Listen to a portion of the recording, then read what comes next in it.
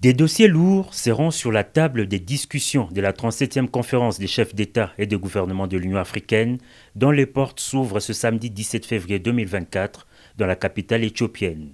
Arrivé ce vendredi en début de soirée à Addis Abeba, le président de la République Félix Antoine Tshisekedi Tshilombo vient mener le plaidoyer en faveur de la paix dans son pays. Sans détour, le chef de l'État s'est immédiatement rendu dans la salle Julius Nyerere de l'Union africaine pour participer aux côtés de ses pairs à un mini-sommet sur la situation sécuritaire et humanitaire dans l'est de la RDC. Sur les 10 chefs d'État attendus, 6 ont répondu présents, notamment l'Angolais Joao Lourenço, organisateur de cette rencontre, les Congolais Félix Antoine Tshisekedi Tshilombo, les Kenyans William Ruto, le Rwandais Paul Kagame et le Sud-Africain Cyril Ramaphosa. Les autres chefs d'État se sont fait représenter.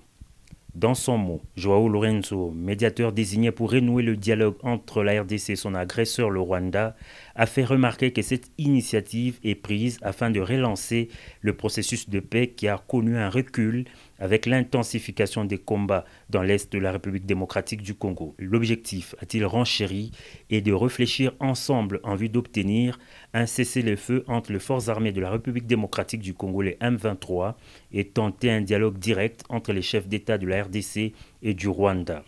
Après un huis clos, chaque parti s'est exprimé. Le président Félix Tshisekedi a dénoncé pour la énième fois l'agression documentée dont son pays fait l'objet, tout en exigeant les départs sans condition des terroristes du M23 des terres congolaises. La partie rwandaise, quant à elle, continue de nier son implication dans la crise sécuritaire en RDC. Et c'est sur ces entrefaites que les travaux de ces mini-sommets ont été suspendus ce vendredi.